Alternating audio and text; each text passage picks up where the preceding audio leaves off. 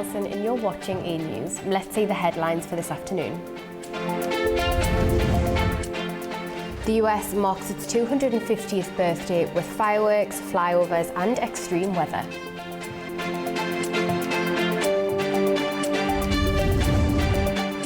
Thousands gather for the second day of Khamenei's funeral ceremony in Iran.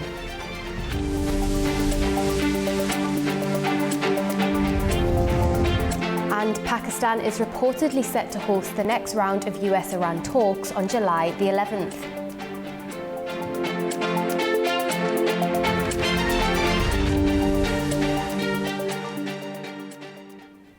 Thanks for joining us.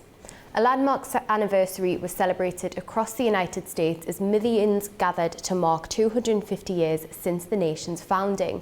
From Washington to New York, the day featured ceremonies, military displays and spectacular fireworks.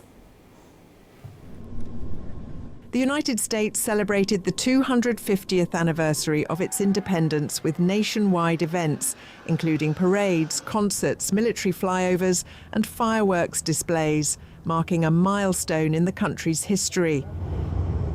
In Washington, D.C., celebrations were briefly interrupted after thunderstorms forced the evacuation of the National Mall. Crowds later returned as President Donald Trump delivered a delayed speech honoring U.S. veterans and reflecting on the country's 250-year history. Because this is the 250th anniversary of the Declaration of Independence, nothing like it. For 2.5 centuries, our American Republic has stood as the crowning achievement of human history.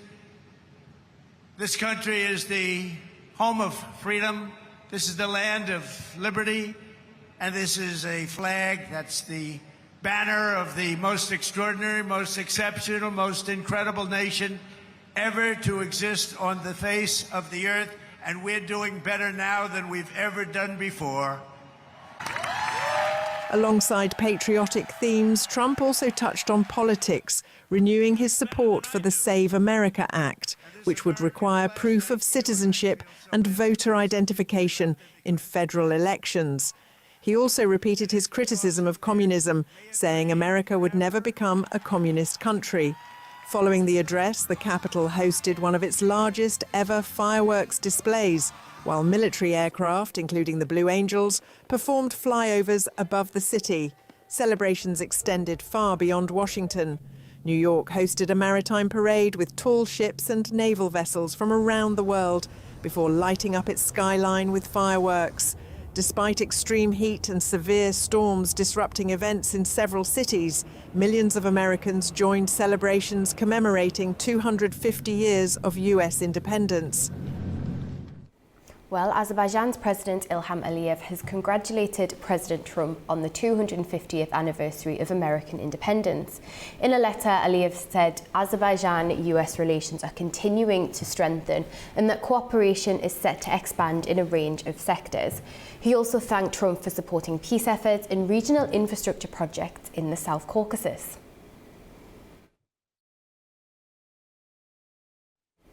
Now, tens of thousands of mourners performed the funeral prayers for Iran's Supreme Leader Ayatollah Ali Khamenei and members of his household who were killed on the first day of the US-Israeli war with Iran.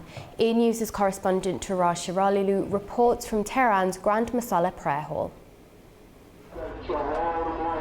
Reporting from Tehran's Grand Musalla, where the funeral prayers of the former Supreme Leader of Iran, Ayatollah Sayyid Ali Khamenei, as well as his daughter, son-in-law, daughter-in-law, and granddaughter were performed, attended by large crowd of mourners. The public farewell processions started on Saturday with massive crowds paying their final tributes to the Grand Ayatollah, killed by the Israeli-US air raids in February. On Monday, the body of the former leader will be seen off in capital Tehran before being transferred to the religious city of Qom, home to the shrine of one of the Shia Muslim saints on Tuesday. According to organizers, the funeral processions are scheduled to continue in Najaf and Karbala cities in neighboring Iraq, where the mausoleums of two Shia saints are located. In the final stage of the farewell, the body of the former leader will be laid to rest in the religious city of Mashhad. Last Friday, the state memorial was held with heads of state, parliament speakers, ministers, and special representatives of governments at the Tehran Musalla prayer hall behind me.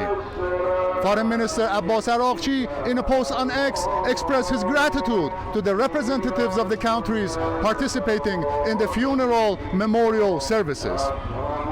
As the mourners who gathered to pay their respect to the late leader chanted slogans demanding revenge from Israel and the US, Tehran and Washington have deferred their mediated technical level talks to mid-July and completion of the week-long funeral processions. The temporary delay came after signs of progress in implementing the 17th June ceasefire agreement known as the Islamabad Memorandum of Understanding aimed at ending the war in 60 days. Turaj Shiralilu from Tehran Grand Musalla for A News. Pakistan will reportedly host the next round of negotiations between the United States and Iran on July the 11th. According to reports, the upcoming round will focus on US sanctions on Iran, Iranian frozen assets, and Iran's nuclear program. The level of representation within the Iranian delegation is said to be decided after the funeral of the late Supreme Leader.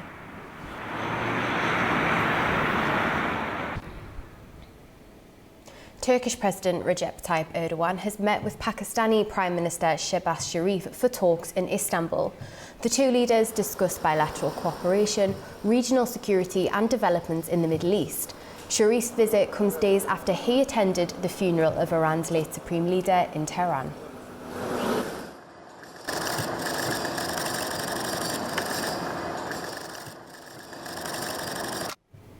Now to some other news, and fresh diplomatic efforts are underway after President Trump spoke separately with the presidents of Russia and Ukraine. The calls focused on the war, broader regional developments and plans for future talks.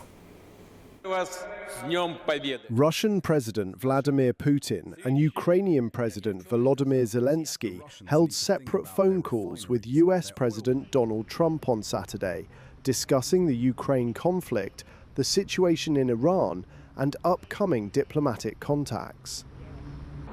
The Kremlin said Putin's call with Trump lasted about 85 minutes and described it as constructive. Kremlin aide Yuri Ushakov said US Special Envoy Steve Witkoff will continue mediation efforts and visit Moscow at an appropriate time. Putin also reaffirmed his invitation for Trump to visit Russia. Zelensky said he discussed the latest battlefield developments and realistic prospects for a ceasefire during his phone call with Trump on US Independence Day. According to Zelensky, the two leaders agreed to hold a face-to-face meeting during the NATO summit in Ankara to continue consultations. Russian strikes hit the Ukrainian cities of Zaporizhia and Kramatorsk on Saturday, causing widespread damage. Ukraine's State Emergency Service says the attacks damaged residential buildings and vehicles, with emergency crews deployed to both sites. Authorities have not reported any casualties.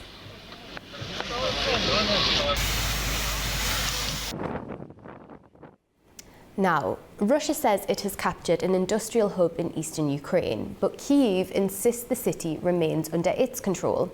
The competing claims highlight why Kostiantynivka has become one of the most important targets in the war. Russia says it has captured Kostiantynivka in eastern Ukraine, calling it a major strategic victory in its campaign to seize the Donetsk region. But President Volodymyr Zelensky and Ukraine's general staff reject the claim, saying Ukrainian forces continue to hold the city and its approaches. The competing claims matter because Kostiantynivka is one of Ukraine's most important defensive positions in the east. It is the southern gateway to a chain of heavily fortified cities known as the Fortress Belt, which stretches north through Druzhkivka, Kramatorsk and Sloviansk. Together, these cities form Kyiv's main line of defense across the part of Donetsk that remains under Ukrainian control. For Russia, capturing Kostiantynivka would provide a foothold to push further north and increase pressure on the rest of that defensive line.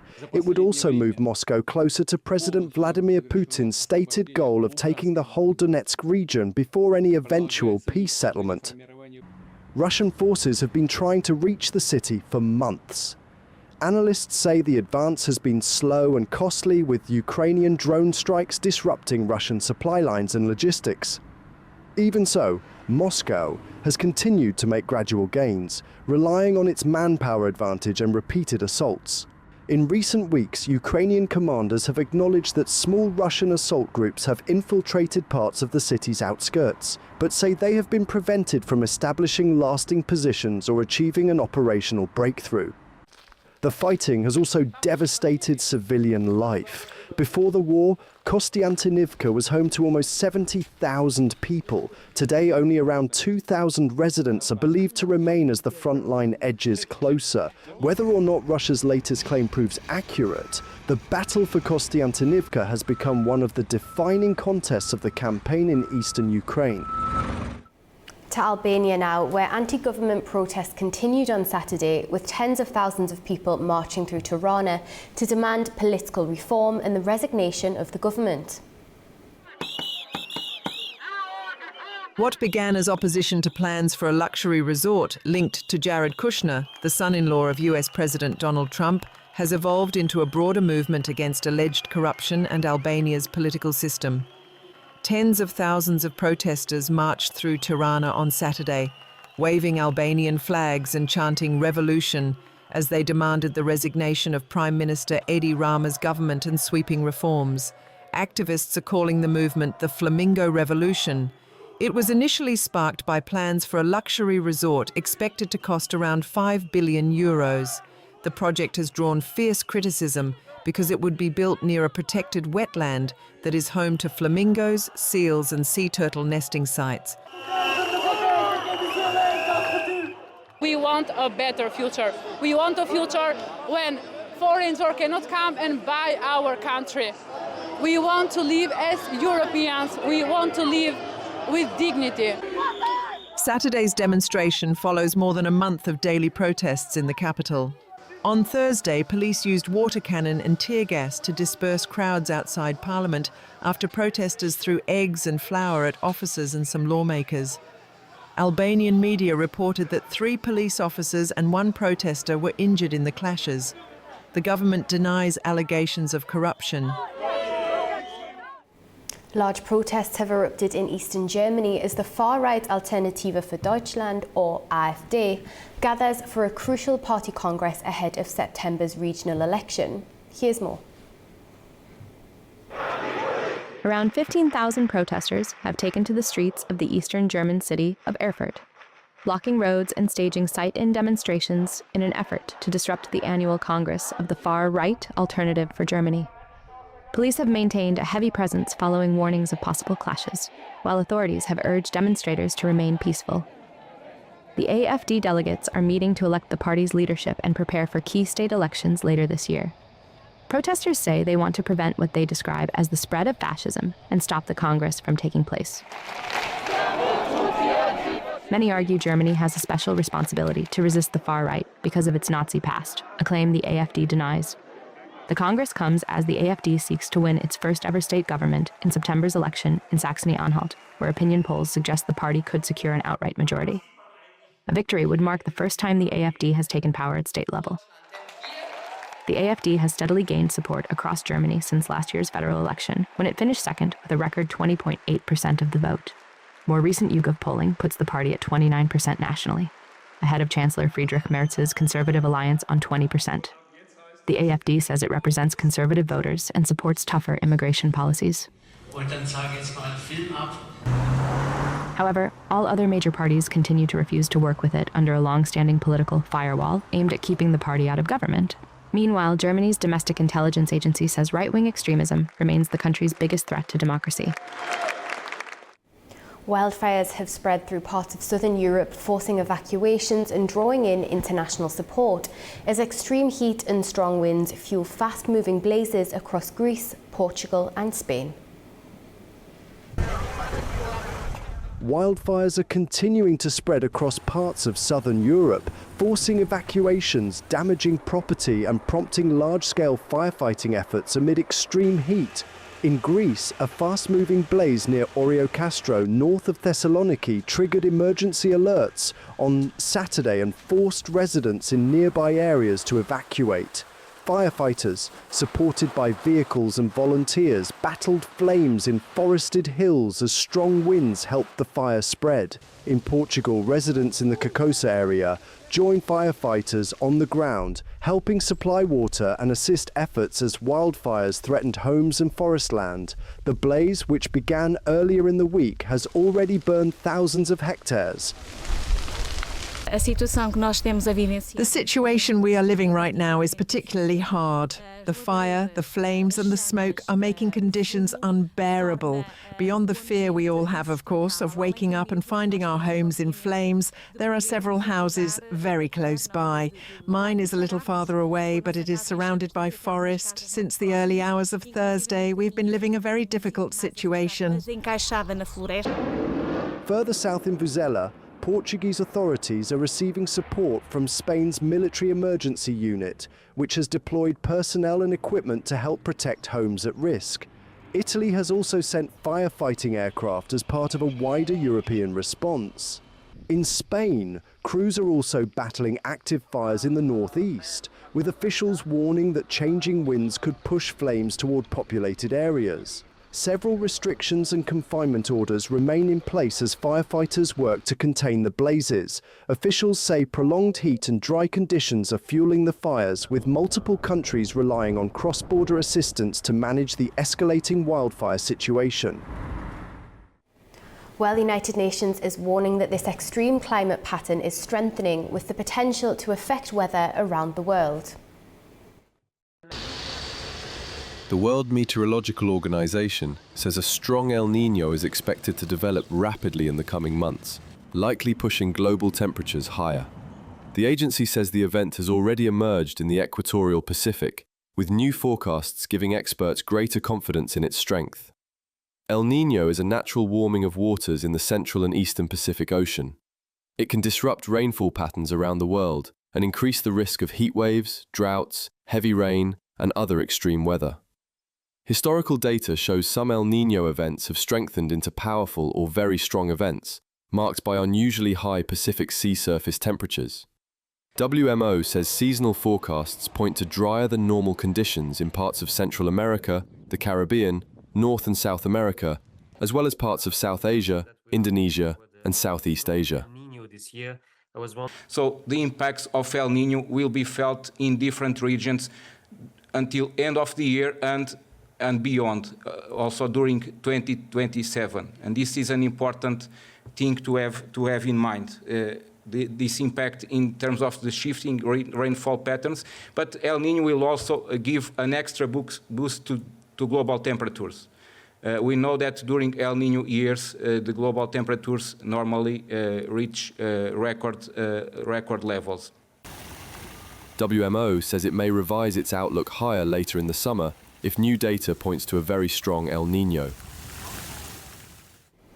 And finally, the Amu Darya River has sustained life across Central Asia for centuries. Today, some of its most important ecosystems are being protected in northwestern Uzbekistan. Our correspondent Sevil Rajapova visited the region, and just to let you know, the tour was organised under the RLC Wetlands Project, led by Uzbekistan's National Committee on Ecology and Climate Change and the Global Environment Facility. Stretching for roughly 2,500 kilometers, the Amu Darya is one of Central Asia's largest rivers. Rising in the Pamir Mountains, it crosses several countries before reaching the lower reaches of Uzbekistan. Along its Asian delta, the river continues to support unique ecosystems found nowhere else in the region. One of them is the Khorezm National Park, established in 2019 to protect the remaining Tugay forest, desert habitats and wetlands of the Amu Darya Delta. Covering more than 21,000 hectares, the park is home to over 110 bird species, as well as rare mammals, reptiles and fish that rely on the river's fragile ecosystems. Launched in 2022, our project is funded by the Global Environment Facility and the United Nations Development Programme and is implemented jointly with the National Committee. Our project has 4 components. The first component is related to water, especially the lower reaches of the Amu Darya River and the pre-Aral region. This is the area we are focusing on. The second component is land. All these areas near the river and the neighbouring territories are affected by degradation. Therefore, our task is to study mechanisms for combating land degradation. The third component is related to biodiversity. Protected natural areas are our main focus. Our main task is to help the country expand its protected natural areas and develop management plans for them. This includes understanding how these new protected areas should be managed. We also provide technical support to protected natural areas. In particular, the tower where we are located is 12.5 meters high. It provides an opportunity to observe and monitor protected natural areas. We have already installed 4 towers in 4 protected natural areas. The fourth component of our project includes activities related to water diplomacy. Beyond the technical aspects, last year we held an international forum dedicated to the preservation of the Amu Darya River and the proper management of its flow, creating a platform for dialogue. Dialogue is very important, and there are many activities in this area. Further downstream in neighboring Kirkuk, Pakistan, conservation efforts continue on an even larger scale.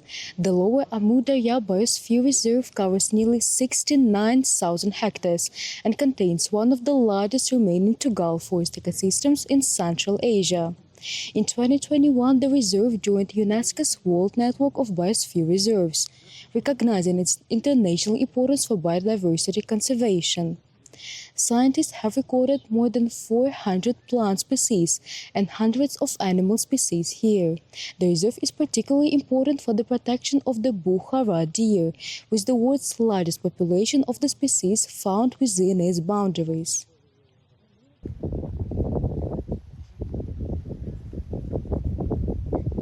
As the flow of the Amu Darya decreases year by year, drought conditions are becoming more severe. The Tugai forests are gradually drying out, and without periodic natural flooding, they cannot survive. To address this, we carry out artificial irrigation.